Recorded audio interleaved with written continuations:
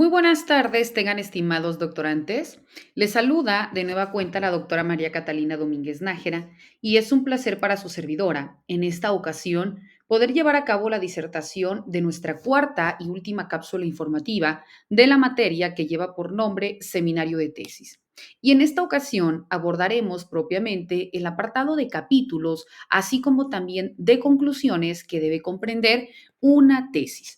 Cuando hablamos de manera específica de los capítulos, vemos que una tesis suele tener de manera genérica entre 3 y 8 capítulos. Esto dependerá de la naturaleza de estudio, así como también del número de palabras requerido y los requisitos del título. Normalmente, los capítulos de una tesis incluyen la introducción, la revisión de la literatura, la descripción de la metodología, el informe y la discusión de los resultados y por consiguiente la conclusión. Cuando hablamos del primer capítulo, suele utilizarse para revisar la teoría y el último para las conclusiones y recomendaciones o posibles propuestas. El resto de los capítulos se puede utilizar para poder ir desarrollando de manera consecutiva el tema central. Para poder escribir los títulos de los capítulos, se recomienda escribir el capítulo o la palabra capítulo a 4 espacios del margen superior de la hoja. Se deben ordenar con números romanos en el centro, con mayúsculas, con negrita y sin colocar punto al final. Se debe también colocar los títulos de los capítulos a 2 espacios de la palabra capítulo, centrados con mayúscula, con negrita y también sin punto final. Cuando nosotros hablamos también de manera específica de los capítulos, es necesario que para nosotros poder empezar a realizarlos, y nosotros debemos de exponer todos aquellos motivos que nos llevaron a establecer este trabajo. Entonces, se debe destacar también el tema central y por qué se realiza.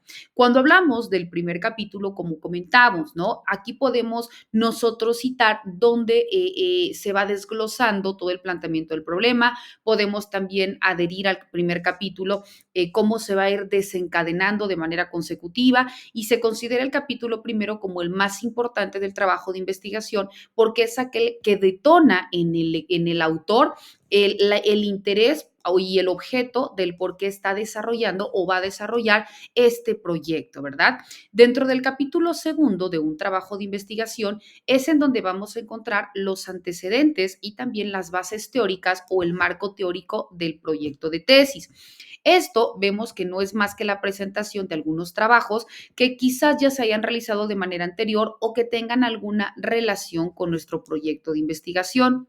Dentro del capítulo tercero, aquí se empieza a describir de manera detallada el método que se utiliza para poder dar una solución al problema que nosotros estamos planteando. Dentro del capítulo cuarto, hace referencia al análisis o a la interpretación de los resultados y es otro de los capítulos de trabajo dentro de un trabajo de investigación en donde nosotros ahora, ya desde el punto de vista del lector, vamos a encontrar posibles respuestas a toda esa serie de investigación o todo ese proceso que el autor realizó para poder llegar a un resultado final.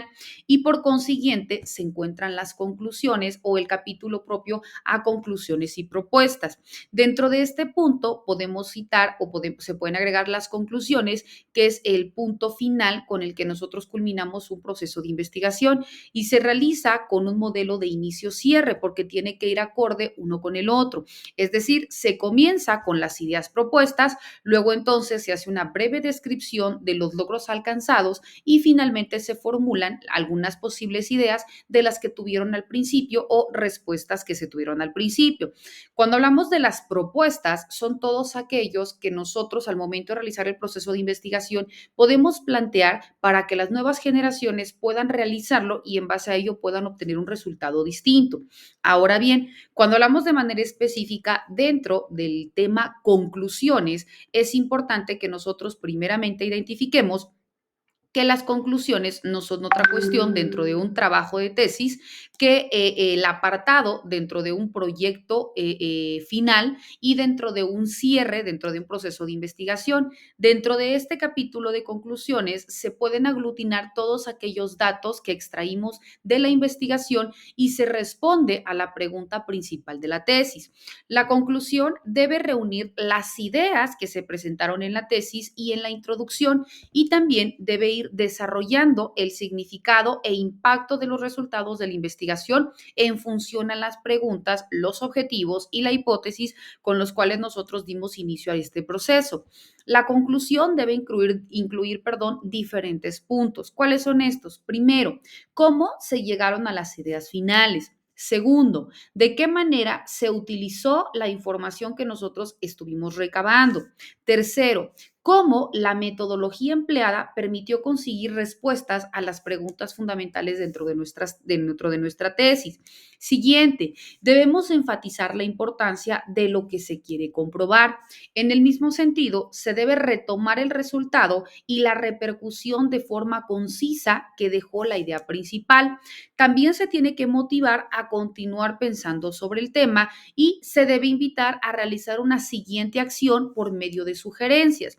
La conclusión debe empezar, repito, con un breve resumen del ensayo y debe terminar con una frase bien pensada que llame la atención del lector sobre el punto clave dentro de nuestro artículo. Vemos pues que las conclusiones dentro de una tesis, como las de cualquier otro texto, constituyen, repito, la parte final del trabajo y corresponden al cierre del texto. La función principal de las conclusiones es exponer los hallazgos, las observaciones y todos aquellos posibles retos que en un momento dado nosotros pudimos obtener dentro de nuestro proceso de investigación.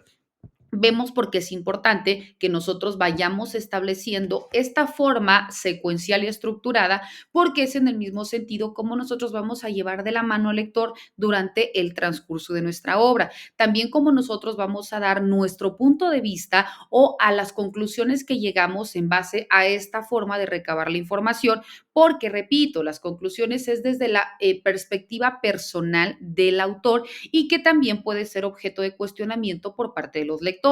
Y también al momento de que nosotros podamos emitir algún tipo de propuestas, pues son posibles formas de solucionar o de evitar que se realicen determinadas cuestiones que generen un vicio dentro de este proceso, ¿verdad? También nosotros podemos soportar con anexos que también van a ser este tipo de circunstancias o una forma mucho más sencilla, gráficamente hablando, de poder esquematizar todos aquellos elementos de los cuales nosotros obtuvimos una información, llámese gráficas, llámese encuestas, llámese entrevistas, qué sé yo, ¿verdad? Pero que también tienen este punto específico de impacto y de beneficio tanto al autor como también para el lector. Vemos, estimados doctorantes, que estos y otros temas son los que vamos a continuar disertando en nuestras sesiones virtuales, quedando como siempre a sus apreciables órdenes ante cualquier duda o comentario. Que tengan excelente día. Hasta luego.